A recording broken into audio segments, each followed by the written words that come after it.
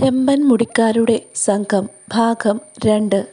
നിങ്ങൾ വിചാരിക്കുന്നത് പോലെ അത്രയധികമൊന്നുമില്ല. സ്പാൾഡിങ്ങിൻ്റെ മറുപടി അതായിരുന്നു. ഈ പരസ്യം ലണ്ടൻ നിവാസികളെ ഉദ്ദേശിച്ചിട്ടുള്ളതാണ്. പ്രായപൂർത്തിയായവർക്ക് മാത്രം. ആ അമേരിക്കക്കാരൻ ചെറുപ്പത്തിൽ ലണ്ടനിലാണ് വളർന്നത്. അതുകൊണ്ട് ഇവിടുത്തുകാരോട് മമതയേറും. മാത്രമല്ല, മുടിയുടെ കുറേ ഭാഗം ചെമ്പിച്ചിരുന്നാൽ പോരാ, ഇളം നിറമോ കടുത്ത നിറമോ ആവാനും പാടില്ല. ശരിയായ ഒരേ തരത്തിലുള്ള തിളങ്ങുന്ന ചെമ്പൻ മുടിയുള്ളവർ മാത്രം അപേക്ഷിച്ചാൽ മതി എന്നാണ് ഞാൻ കേട്ടത്. അതുകൊണ്ട് മിസ്റ്റർ വിൽസൺ, താങ്കൾക്ക് താല്പര്യമുള്ള പക്ഷം നേരെ അങ്ങ് കയറി ചെല്ലുകയേ വേണ്ടൂ. പിന്നെ 200 പവന് വേണ്ടി മിനക്കെടേണ്ട കാര്യം നിങ്ങൾക്കില്ലായിരിക്കും. എൻ്റെ തലമുടിയുടെ നിറത്തെക്കുറിച്ച് എനിക്ക് ബോധ്യമുണ്ട്. താങ്കൾ കാണുന്നില്ലേ, ഒന്നാം തരം ചെമ്പൻ മുടി തന്നെ. ഇക്കാര്യത്തിൽ എന്നോട് മത്സരിക്കാൻ അധികം തലകൾ ഉണ്ടാകുമെന്ന് തോന്നുന്നില്ല. എനിക്ക് തന്നെ നിയമനം കിട്ടുമെന്ന കാര്യത്തിൽ വിൻസെൻ്റ് സ്പാൾഡിങ്ങിനും സംശയമില്ല. അയാൾക്ക് ഇതിനെക്കുറിച്ച് കൂടുതൽ അറിയാമെന്ന് തോന്നിയതുകൊണ്ട് കട അടച്ചുപൂട്ടി എന്നോടൊപ്പം പോരാൻ ഞാൻ ആവശ്യപ്പെട്ടു. അവധി കിട്ടിയതിൽ അയാൾക്ക് സന്തോഷമായി. ഞങ്ങൾ 2 പേരും പരസ്യത്തിൽ പറഞ്ഞിരുന്ന മേൽവിലാസം അന്വേഷിച്ചിറങ്ങി. ഫ്ലീറ്റ് സ്ട്രീറ്റിൽ ചെന്നപ്പോൾ കണ്ട കാഴ്ച മറക്കാനൊക്കുകയില്ല. എവിടെ തിരിഞ്ഞു നോക്കിയാലും ചെമ്പൻ തലകൾ തന്നെ. നേരിയ ചെമ്പൻ നിറമുള്ളവർ, ഒരു ഭാഗം മാത്രം ചെമ്പിച്ചവർ, ചാരനിറത്തിലുള്ള മുടിയുള്ളവർ, എല്ലാവരും പരസ്യം കണ്ട് പ്രതീക്ഷയോടെ എത്തിയിട്ടുണ്ട്. ഇത്രയും പേരുണ്ടെന്ന് കണ്ട് ഞാൻ അന്തം വിട്ടു നിന്നു. എൻ്റേതുപോലെ തികച്ചും യോഗ്യമായ ശിരസ്സുകൾ അധികമില്ലായിരുന്നു. കാത്തു നിൽക്കുന്നവരുടെ നീണ്ട നിര കണ്ട് മടങ്ങിയാൽ എന്തെന്ന് ഞാൻ ആലോചിച്ചു. സ്പാൾഡിങ് സമ്മതിച്ചില്ല. ഏത് വിധേനയോ അയാൾ എന്നെയും കൊണ്ട് ഉന്തിയും തള്ളിയും ആൾക്കൂട്ടത്തിലൂടെ മുന്നോട്ട് നീങ്ങി. അവിടെ 2 നിരയുണ്ടായിരുന്നു. ഒരു നിരയിൽ പ്രതീക്ഷയോടെ മുന്നോട്ട് പോകുന്നവരും മറ്റേ നിരയിൽ നിരാശരായി മടങ്ങുന്നവരും. ഒരുവിധം ഞങ്ങൾ മുന്നോട്ടുള്ള നിരയിലകപ്പെട്ട് തിക്കിത്തിരക്കി ഓഫീസിനകത്തെത്തി. നിങ്ങളുടെ അനുഭവം വളരെ രസകരമായിരിക്കുന്നു. ഒരു നുള്ള് പൊടി വലിക്കുന്നതിന് വേണ്ടി വിൽസൺ ആഖ്യാനം നിർത്തിയപ്പോൾ ഹോംസ് പറഞ്ഞു. കേൾക്കട്ടെ കേൾക്കട്ടെ. ഓഫീസിൽ വിശേഷിച്ചൊന്നും ഉണ്ടായിരുന്നില്ല. 2 തടിക്കസേരകളും വീഞ്ഞ പലകയുടെ ഒരു മേശയും മാത്രം. മേശയ്ക്ക് പിറകിൽ ഒരു കുറിയ മനുഷ്യൻ ഇരുന്നിരുന്നു. അയാളുടെ തലമുടി എൻ്റേതിനേക്കാൾ ചെമ്പിച്ചതായിരുന്നു. ഓരോ അപേക്ഷകനോടും അയാൾ 4-5 വാക്ക് സംസാരിക്കും. എന്തെങ്കിലും കുറ്റം കണ്ടുപിടിച്ച് അയാളെ പറഞ്ഞയക്കും. അത്ര എളുപ്പം കടന്നുകൂടാൻ കഴിയില്ല എന്ന് മനസ്സിലായി. എൻ്റെ മുറിയായപ്പോൾ അയാൾ കുറെ കൂടി തൃപ്തനായ പോലെ തോന്നി. ഞങ്ങളെ മുറിക്കകത്താക്കി അയാൾ വാതിലടച്ചു. ഇത് മിസ്റ്റർ ജാബേസ് വിൽസൺ, നിങ്ങളുടെ ഒഴിവിലേക്ക് ഒരു അപേക്ഷകനാണ്. എൻ്റെ അസിസ്റ്റൻ്റ് പരിചയപ്പെടുത്തി. ഞങ്ങൾക്ക് തികച്ചും യോജിച്ച വ്യക്തി തന്നെ, അയാൾ പറഞ്ഞു. കൂടുതൽ മെച്ചമായ ഒരാളെ ഞാൻ കണ്ടിട്ടില്ല. അയാൾ എണീറ്റ് തല ഒരു വശത്തേക്ക് ചരിച്ച് എൻ്റെ ശിരസിൽ തന്നെ കുറേ നേരം നോക്കിക്കൊണ്ടിരുന്നു. എനിക്ക് നാണമായിപ്പോയി. പെട്ടെന്ന് മുന്നോട്ട് ചാടി എൻ്റെ കൈ പിടിച്ച് കുലുക്കി അയാൾ എന്നെ അഭിനന്ദിച്ചു. മുൻകരുതലെടുക്കുന്നതിൽ ക്ഷമിക്കണം എന്ന് പറഞ്ഞ് 2 കൈകൊണ്ടും എൻ്റെ തലമുടി ശക്തിയായി പിടിച്ചു വലിച്ചു. വേദന കൊണ്ട് ഞാൻ നിലവിളിച്ചു പോയി. കണ്ണീർ വരുന്നല്ലോ. കൈ വിട്ടുകൊണ്ട് അയാൾ പറഞ്ഞു. തകരാറൊന്നുമില്ല. 2 പ്രാവശ്യം ഞങ്ങൾ വഞ്ചിതരായി. കൃത്രിമ കേശവും ചായവുമൊക്കെ ഉപയോഗിച്ച കഥകളുണ്ട്. തട്ടിപ്പ് വീരന്മാർ എന്തെല്ലാം സൂത്രങ്ങൾ പ്രയോഗിക്കുമെന്നോ. അയാൾ ജനാലയ്ക്കരികെ ചെന്നു നിയമനം നടന്നു കഴിഞ്ഞതായി ആൾക്കൂട്ടത്തെ അറിയിച്ചു. നിരാശയുടേതായ ഒരു ശബ്ദം അവിടെ ഉയർന്നു. ക്രമേണ എല്ലാവരും പിരിഞ്ഞുപോയി. ചെമ്പൻ തലകളൊക്കെ അപ്രത്യക്ഷമായി. 2 എണ്ണം മാത്രം അവശേഷിച്ചു, എൻ്റെയും മാനേജരുടെയും. ഞാനാണ് മിസ്റ്റർ ഡങ്കൻ റോസ്. മാനേജർ സ്വയം പരിചയപ്പെടുത്തി. ട്രസ്റ്റ് സ്ഥാപിച്ച ഉദാരശീലനായ മഹാന്റെ സഹായം എനിക്കും ലഭിക്കുന്നുണ്ട്. മിസ്റ്റർ വിൽസൺ, നിങ്ങൾ വിവാഹിതനാണോ? കുടുംബത്തിൽ ആരൊക്കെയുണ്ട്? എൻ്റെ മറുപടി കേട്ട് അയാളുടെ മുഖം വാടി. കഷ്ടം, അത് വളരെ കഷ്ടമായിപ്പോയി. ചെമ്പൻ മുടിക്കാരുടെ വംശവർദ്ധനവ് ഉദ്ദേശിച്ചുകൊണ്ടാണ് ഈ സംഘം രൂപീകരിച്ചിട്ടുള്ളത്. നിങ്ങൾ വിഭാര്യനാണെന്നത് ഭാഗ്യദോഷമായിപ്പോയി. ഞാൻ നിരാശനായി. ഇനി രക്ഷയില്ല എന്നുറച്ചു. തെല്ലുനേരം ആലോചിച്ച് നിന്നിട്ട് അയാൾ പറഞ്ഞു. സാരമില്ല, ശരിയാക്കാം. മറ്റൊരാളിൻ്റെ കാര്യത്തിൽ ഇതൊരു പ്രധാനപ്പെട്ട തടസ്സമാണ്. പക്ഷേ നിങ്ങളുടെ തല സൗജന്യമർഹിക്കുന്നു. പുതിയ ജോലിയിൽ എന്നു മുതൽ പ്രവേശിക്കാം? ഒരു കുഴപ്പമുണ്ട്. ഇപ്പോൾ ഞാനൊരു ബിസിനസ് ചെയ്യുകയാണ്, ഞാൻ പറഞ്ഞു. അതിനെക്കുറിച്ച് വിഷമിക്കേണ്ട മിസ്റ്റർ വിൽസൺ, സ്പാൾഡിംഗ് ആശ്വസിപ്പിച്ചു. അത് ഞാൻ നോക്കിക്കൊള്ളാം. എപ്പോഴാണ് ജോലി സമയം? ഞാൻ ചോദിച്ചു. 10 മുതൽ 2 വരെ.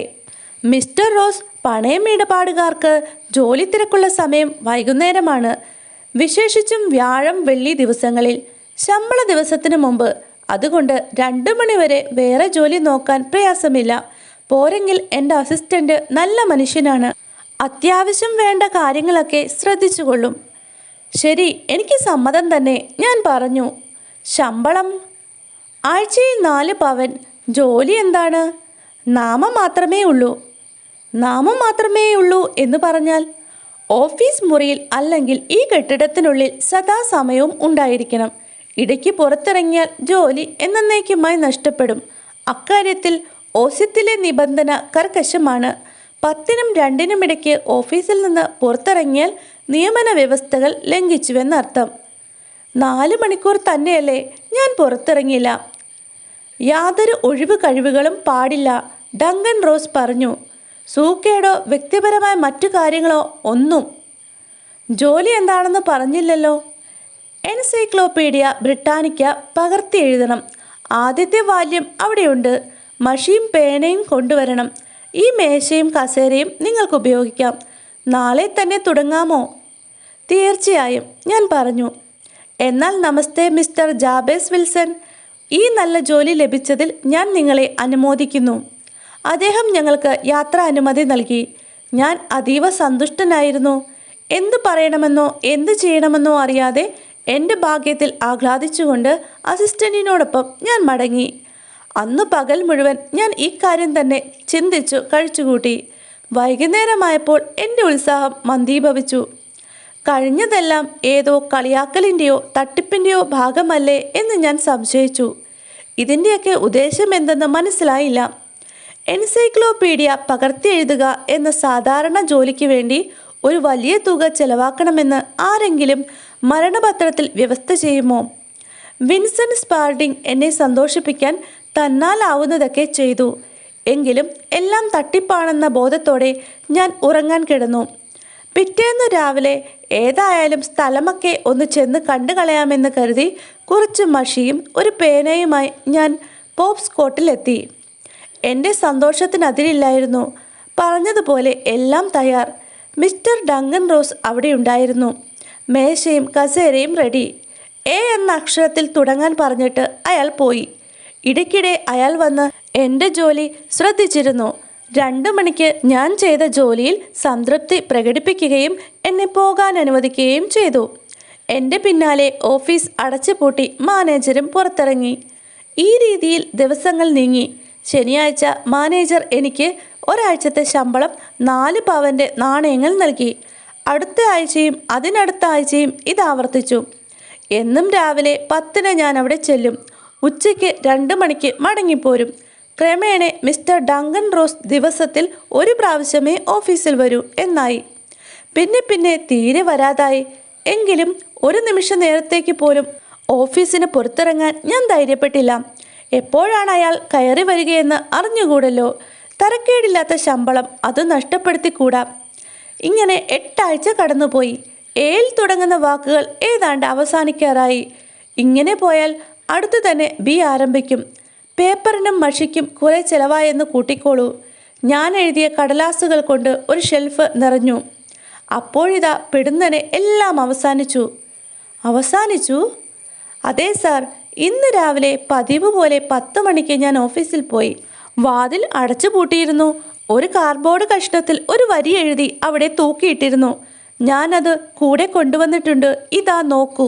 ഒരു നോട്ട് ബുക്കിൻ്റെ വലിപ്പമുള്ള ആ കട്ടിക്കടലാസിൽ ഇങ്ങനെ എഴുതിയിരുന്നു: ചെമ്പമുടിക്കാരുടെ സംഘം പിരിച്ചുവിട്ടിരിക്കുന്നു. 1890 ഒക്ടോബർ 9. ഷെർലക് ഹോംസും ഞാനും ആ അറിയിപ്പിനെയും അതിൻ്റെ പിന്നിലുള്ള ശോകാകുലമായ മുഖത്തെയും മാറി മാറി നോക്കി. ഹാസ്യമൊഴിച്ചുള്ള മറ്റെല്ലാ ഭാവങ്ങളും ഞങ്ങളുടെ മനസ്സിൽ മെല്ലെ മാഞ്ഞുപോയി. ഞങ്ങൾ പൊട്ടിച്ചിരിച്ചു. ഇതിൽ ചിരിക്കാൻ എന്തിരിക്കുന്നു? ഞങ്ങളുടെ കക്ഷിക്ക് ദേഷ്യം വന്നു. ലജ്ജ കൊണ്ട് ആ ചെമ്പൻ തലമുടി പോലും മഞ്ഞളിച്ചതുപോലെ തോന്നി. എന്നെ നോക്കി ചിരിക്കാനേ നിങ്ങളെ കൊണ്ട് കഴിയൂ എന്നുണ്ടെങ്കിൽ ഞാൻ വേറെ എവിടെയെങ്കിലും പോകാം. എഴുന്നേൽക്കാൻ തുടങ്ങിയ അയാളെ പിടിച്ചിരുത്തിയിട്ട് ഹോംസ് പറഞ്ഞു, പാടില്ല. എന്തായാലും ഞാൻ ഈ കേസ് ഉപേക്ഷിക്കുകയില്ല. തികച്ചും അസാധാരണമായ ഒന്നാണല്ലോ. എന്നാലും നിങ്ങൾ ക്ഷമിക്കുമെങ്കിൽ ഇതിലൽപ്പം നേരം പോക്ക് കൂടിയുണ്ടെന്ന് പറയാതെ വയ്യ. വാതിലിൽ ഈ നോട്ടീസ് കണ്ടപ്പോൾ നിങ്ങൾ എന്തു ചെയ്തു? ഞാൻ ഞെട്ടിപ്പോയി സാർ. എന്ത് ചെയ്യണമെന്ന് എനിക്ക് അറിഞ്ഞുകൂടായിരുന്നു. ചുറ്റുമുള്ള മറ്റ് ഓഫീസുകളിൽ ഞാൻ തിരക്കി. അവർക്കും ഒരു വിവരവും അറിയില്ല. ഞാൻ കെട്ടിട ഉടമയോട് ചെമ്പൻമുടി സംഘത്തെപ്പറ്റി അന്വേഷിച്ചു. അയാൾ അപ്രകാരം ഒന്നിനെക്കുറിച്ച് കേട്ടിട്ടേയില്ല. മിസ്റ്റർ ഡങ്കൻ റോസ് എവിടെ പോയെന്ന് ചോദിച്ചപ്പോൾ ആ പേര് പോലും അയാൾ കേട്ടിട്ടില്ലത്രേ. 4-ാം നമ്പറിൽ താമസിച്ചിരുന്ന ആൾ എവിടെ എന്ന് ഞാൻ ചോദിച്ചു. ആ ചെമ്പൻമുടിക്കാരനല്ലേ? അതെ. ഓ, അയാളോ? അയാളുടെ പേര് വില്യം മോറിസ് എന്നാണ്. അയാൾ ഒരു വക്കീലാണ്. സ്ഥിരമായി ഓഫീസ് ഉണ്ടാകുന്നവരെ തൽക്കാലത്തേക്ക് ഇവിടെ താമസിക്കുകയായിരുന്നു. ഇന്നലെ അയാൾ വീടൊഴിഞ്ഞുപോയി. എങ്ങോട്ടാണ് പോയതെന്നറിയാമോ? അയാളുടെ പുതിയ ഓഫീസ് മേൽവിലാസം തന്നിട്ടുണ്ട്. Number 17 King's Edward street, saint പോൾസിന് സമീപം. ഞാൻ നേരെ അവിടേക്ക് പോയി. പക്ഷേ ആ മേൽവിലാസം വേറെ ഒരാളുടേതായിരുന്നു. വില്യം മോറിസിനെ കുറിച്ചോ ഡങ്കൻ റോസിനെ കുറിച്ചോ അവരാരും കേട്ടിട്ടില്ല. പിന്നീട് നിങ്ങൾ എന്തു ചെയ്തു? ഹോംസ് ചോദിച്ചു. ഞാൻ വീട്ടിൽ മടങ്ങിയെത്തി എൻ്റെ അസിസ്റ്റൻറ്റിനോട് ആലോചിച്ചു. അയാൾക്കും ഒന്നും പറയാനില്ല. ഒരുപക്ഷെ പോസ്റ്റ് വഴി വിശദമായ നിർദ്ദേശം കിട്ടിയേക്കും എന്നാണ് അയാളുടെ അഭിപ്രായം. എനിക്ക് വിശ്വാസമാകുന്നില്ല. ഇത്രയും നല്ലൊരു ആദായ മാർഗം വെറുതെ അങ്ങ് ഉപേക്ഷിക്കാനും മനസ്സ് വരുന്നില്ല. പാവങ്ങളെ സഹായിക്കാൻ താങ്കൾ സന്മനസ് കാണിക്കാറുണ്ടെന്ന് ഞാൻ കേട്ടിട്ടുണ്ട്. മിസ്റ്റർ ഹോംസ് അതാണ് നേരെ ഇങ്ങോട്ട് പോന്നത്. നിങ്ങൾ ബുദ്ധിപൂർവം തന്നെ പ്രവർത്തിച്ചിരിക്കുന്നു, ഹോംസ് പറഞ്ഞു. നിങ്ങളുടെ കേസ് അനിതര സാധാരണമാണ്. അത് അന്വേഷിക്കാൻ എനിക്ക് സന്തോഷമുണ്ട്. നിങ്ങൾ പറഞ്ഞതിൽ നിന്നും പുറമേ കാണുന്നതിൽ നിന്നും ഭിന്നമായി കുറെ കൂടി ഗുരുതരമായ പ്രശ്നങ്ങൾ ഇതിലുണ്ടെന്ന് എനിക്ക് തോന്നുന്നു. അത് പിന്നെ പറയാനുണ്ടോ? ആഴ്ചയിൽ 4 പവൻ വീതമല്ലേ എനിക്ക് നഷ്ടമായിരിക്കുന്നത്. വ്യക്തിപരമായി നിങ്ങൾക്ക് സംഘത്തിൻ്റെ പേരിൽ പരാതിക്ക് അവകാശമില്ല. നേരെ മറിച്ച് 30 പവൻ്റെ സമ്പാദ്യമാണ് ഉണ്ടായിട്ടുള്ളത്. എയിൽ തുടങ്ങുന്ന എല്ലാ വാക്കുകളെക്കുറിച്ചും നേടിയ അറിവ് വേറെയും. അതുകൊണ്ട് നിങ്ങൾക്ക് നഷ്ടം തീരെയില്ല. ഇല്ല സാർ, പക്ഷേ എനിക്കിതിൻ്റെ സത്യാവസ്ഥ മനസ്സിലാക്കണം. ഇങ്ങനെയൊരു തട്ടിപ്പ് എൻ്റെ മേൽ നടത്തിയതെന്തിന് എന്നറിയണം. ഇതൊരു ചെലവേറിയ തട്ടിപ്പായിരുന്നു. 32 പവൻ അയാൾക്ക് ചെലവായി. സത്യാവസ്ഥ മനസ്സിലാക്കാൻ ഞങ്ങൾ ശ്രമിക്കാം. ആദ്യമായി 1-2 ചോദ്യങ്ങൾക്ക് ഉത്തരം പറയൂ. നിങ്ങളുടെ ജോലിക്കാരനില്ലേ പരസ്യത്തിലേക്ക് ശ്രദ്ധ ക്ഷണിച്ചയാൾ? അയാൾ നിങ്ങളുടെ കൂടെ ജോലി ചെയ്യാൻ തുടങ്ങിയത് എപ്പോഴാണ്? ഉദ്ദേശം 6 മാസം മുമ്പ്. അയാൾ നിങ്ങളെ സമീപിച്ചത് എങ്ങനെയാണ്? ഒരാളെ ആവശ്യമുണ്ടെന്ന് ഞാൻ പരസ്യം ചെയ്തിരുന്നു. അപേക്ഷകനായി അയാൾ മാത്രമേ ഉണ്ടായിരുന്നുള്ളൂ? അല്ല, 1 ഡസൻ പേരുണ്ടായിരുന്നു. അയാളെ തന്നെ നിയമിക്കാൻ കാരണം? അയാൾക്ക് ശമ്പളം കുറച്ചു മതി. പകുതി ശമ്പളം. അതെ. വിൻസെൻ്റ് സ്പാൾഡിംഗ് കാഴ്ചയിൽ എങ്ങനെയാണ്? പൊക്കം കുറഞ്ഞ് ഉറച്ച ശരീരം, നല്ല വേഗത്തിൽ ജോലി ചെയ്യും. മുഖത്ത് രോമമില്ല. പ്രായം 30-ൽ കുറയില്ല. നെറ്റിയിൽ ആസിഡ് വീണ് പൊള്ളിയതുപോലെ ഒരു വെളുത്ത തഴമ്പുണ്ട്. അതിയായ ഉത്കണ്ഠയോടെ ഹോംസ് നിവർന്നിരുന്നു. ഇത്രയും ഞാൻ ഊഹിച്ചു. അയാളുടെ കാതുകൾ കടുക്കനിടാൻ എന്നതുപോലെ തുളച്ചിരുന്നതായി ഓർക്കുന്നുണ്ടോ? ഉണ്ട് സാർ. കുട്ടിയായിരുന്നപ്പോൾ ഒരു നാടോടിയാണ് കാതുകുത്തിയതെന്ന് അയാൾ പറഞ്ഞിരുന്നു. ഹോംസ് ദീർഘനിശ്വാസത്തോടെ ചാരിയിരുന്ന് ചിന്തയിൽ മുഴുകി. അല്പം കഴിഞ്ഞ് ചോദിച്ചു, അയാൾ ഇപ്പോഴും നിങ്ങളോടൊപ്പമുണ്ടോ? ഉണ്ട്. ഞാൻ വരുമ്പോഴും അയാൾ അവിടെ ഉണ്ടായിരുന്നു. നിങ്ങളുടെ ബിസിനസ് കാര്യങ്ങൾ അയാൾ എങ്ങനെയാണ് നോക്കിയിരുന്നത്? പരാതിക്ക് ഇടമുണ്ടായിട്ടില്ല. രാവിലെ പൊതുവെ ബിസിനസ് കുറവാണ്.